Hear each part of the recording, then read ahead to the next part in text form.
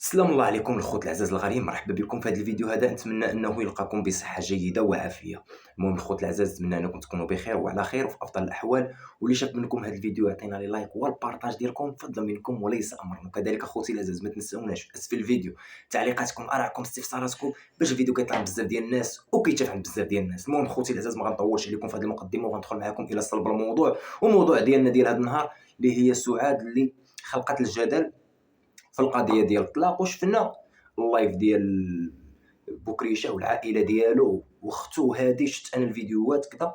قلت ضروري انني ندير لكم هذا الفيديو، خصوصا اني تواصلت مع سعاد وعرفت بزاف ديال الامور وفهمت شي حوايج اللي كانوا غافلين عليا. وقلت ضروري ندير لكم الفيديو لان بزاف ديال المتابعين كيسولوا على سعاد باغا ترجع لراجلها، واش حقا باغاه او هذا شي قالب.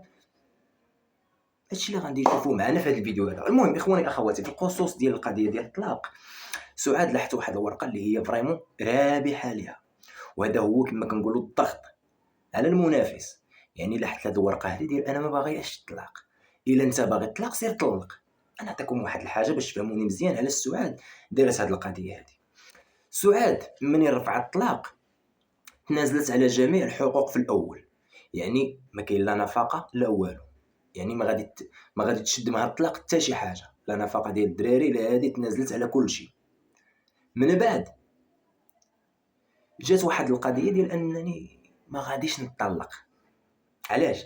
لان هادوك الوليدات اولى بهم الاب ديالهم. اللي كنشوفوا الاب دابا اليوم، على ما عاودوا لي بلي انه كتب الكراج في سميت اختو، وهذاك الكراج ديال من؟ ديال يسرى، هي اللي عطاتو الفلوس، واحد 50 مليون. داكشي علاش كنشوفوا يسرى ما كتهضرش مع باها. هادشي ديال الروينه والبلبله كانت فايتاني انا، راه يلاه بديت كنشوف الدروس، يلاه بديت كنشوف المسلسل، عرفتي شحال فاتوني من حلقات بزاف. يلاه بديت كنراجع، بديت كنشوف الدروس، وقلت لك بديت كنفهم وكنتواصل هادي شنو هادشي واقع. يلاه بديت كنفهم، يلاه بديت كنعرف بلي ان القالب اتلاح. داكشي كامل علاش دارو؟ باش ما يخلصش النفقه. هادشي كامل على باش انه ما يعطيش لوليداتو النفقه ويتهلا في وليداتو. هذوك ولادك اصاحبي. قبيلتي في اللايف ديالك وريتي واحد التصويره بلي انك هز زعما التصويره ديال ولادك وداك الشيء، ولكن كتبقى ولادك ماشي انك تهزهم في التصويره، بالعكس خصك تكبر بهم، تهلا فيهم، تصرف عليهم. وخصوصا دابا انت قبيلتي في داك اللايف كتقول كلنا لبنى، ولكن راه شرشمت لك في واحد البوست، شرشمت لك بنتك، يعني ما جبتيش النفس على بنتك. انا ماشي كنحرض او شي حاجه، ولكن نايضه قرباله عندكم وداك الشيء هذا في داخل انتقاد نقيقي، باش ما يمشيش شي واحد عاوتاني راسو بعيد. راه انا ما كنسبو حتى واحد، انا كنتقدوا واحد الانتقاد اللي زويون وكنعطيو ارائنا بصفه عامه في هذا اليوتيوب المغربي. علاش ما دافعتيش على بنتك اللي خرجت كتسبها وتعايرها في واحد البوست عريض؟ مادام ان ولادك عزاز عليك، رد بعدا بنتك لفلوسها، واحد 50 مليون، رد لها فلوسها وجيب النفس عليها. اللي ولينا دابا كنشوفوا ولات كتجبد القضيه ديال داك زنا المحارم اللي تسدت، ولاو كيجبدوها من عندكم، واللي كيدافعوا على الزوجه ديالك الثانيه، ولاو كيجبدوا القضيه وكيقولوا باللي ان خاص لبنى ترد البال لبنتها منك. هادشي انا ماشي انا اللي كنقولو، هادشي القنوات اللي كيدافعوا على مرتك او بالاحرى الزوجه الثانيه ديالك. اذا فين هي هنا الكرامه والشهامه ديال الانسان يكون راجل؟ ولادك اصاحبي تكتب الكراج حتى في سميت اختك باش ان ولادك ما ياخذوش النفقه. داكشي علاش سعاد قلت لكم لاحظت هذه الورقه وذكيه.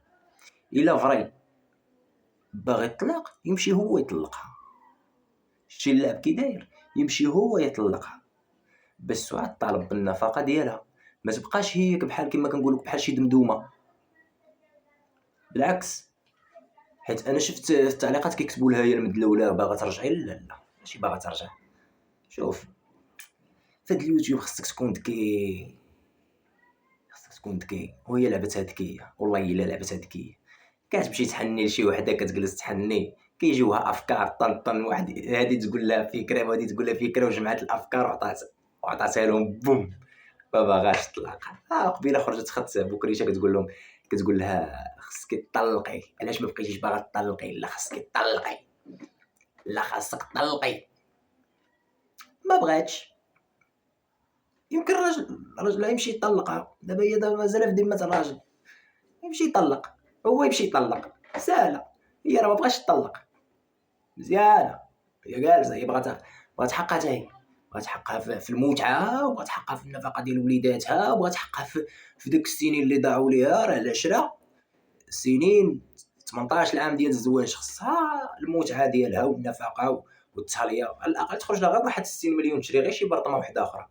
شوف سعاد اكابطي، خليك هكاك. والله هي حتى عجبتني والله صراحه، عجبتني. انا قلت ملي غيخرج بكريشه من الحبس غادي يدير عقلو، غادي وحق الله هادشي كنت كنقولو انا في اللايفات، كنت كنقول راه ملي غيخرج غادي ما غيبقاش بداك التصرفات اللي كان غادي فيهم في الاول. بالعكس هو غير مازاد هبط لتحت.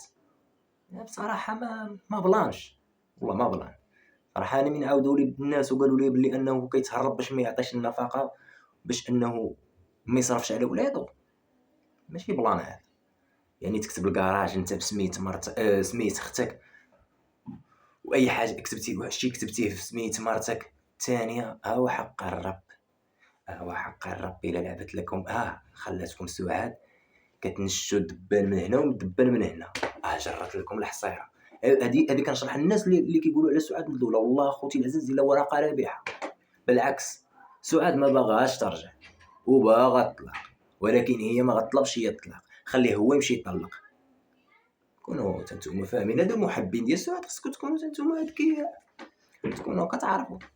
حنا ما نبغوش سعاد راه مهورها وبنت باب الله، وربي معاها، وربي كيجيب لها الخير والتيسير وهانيه.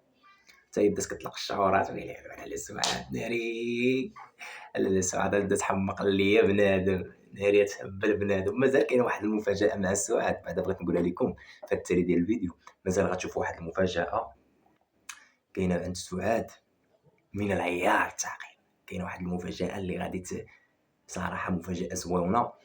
كانت غادي تكون قبل ما نمشي لتركيا، ومن طلعت لتركيا حبست، ولكن غتكون واحد المفاجاه زوينه اللي غادي تفرح المتابعين ديال سعاد. اكيد شي حاجه زوينه، وغتكون نشاط والهايلالا وداك الشيء. يعني داك الشيء خلي لكم تشوفوه عند سعاد، ما غاديش نحرق الفيلم. المهم خوتي العزاز ما نطولش عليكم، تحياتي لكم. حنا راه عندنا الحراره في هذا مدينه فاس ناري، الموت لك حلا.